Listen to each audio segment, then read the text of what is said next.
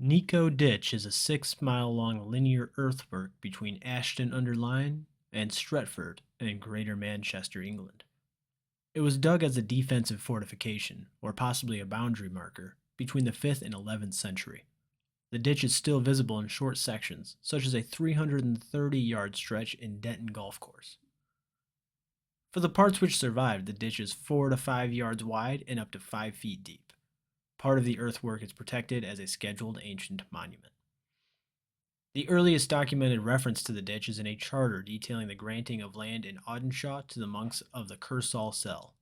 In the document, dating from 1190 to 1212, the ditch is referred to as Michael Ditch and a magnum faucitum, which is Latin for large ditch.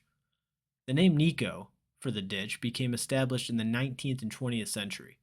It may have been derived from an Anglo-Saxon word for pixie, a water spirit who seized and drowned unwary travelers, but the modern name is most likely a corruption of the name Michael Ditch and its variations, because the Anglo-Saxon word Michael means big or great, harking back to the early 13th century description of the ditch as magnum faucitum.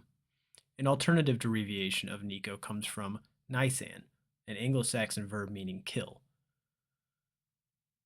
Nico Ditch stretches 6 miles, or 9.7 kilometers, between Ashton Moss and Ashton-under-Lyne and Hogue Moss, which is just east of Stretford. It passes through Denton, Reddish, Gorton, Levenshulme, Burnage, Rusholme, Platfields Park and Fallowfield, Withington, and Chorlton-cum-Hardy, crossing 4 metropolitan boroughs of present-day Greater Manchester. The ditch coincides with the boundaries between the boroughs of Stockport and Manchester, and between Tameshead and Manchester. It reaches as far as the Denton Golf Course. A section is now beneath the Audenshaw reservoirs, which were built towards the end of the 19th century. The ditch may have extended west beyond Stretford to Umster. The earthwork was constructed sometime between the end of Roman rule in Britain in the early 5th century and the Norman conquest in 1066. Its original purpose is unclear, but it may have been used as a defensive fortification or as an administrative boundary. It possibly marked the 7th century boundary for the expansionist Anglo-Saxons, or it may have been a late 8th or 9th century boundary marker between the kingdoms of Mercia and Northumbria. In the early medieval period, the Anglo-Saxon kingdoms of Northumbria, Mercia, and Wessex struggled for control over northwest England, along with the Britons and the Danes. Whatever its earlier use, the ditch has been used as a boundary since at least the Middle Ages.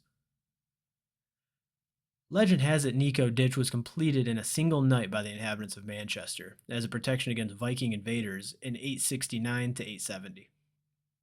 Manchester may have been sacked by the Danes in 870, and it's said that each man had an allocated area to construct, and was required to dig his section of the ditch and build a bank equal to his own height. According to 19th century folklore, the ditch was the site of a battle between Saxons and Danes.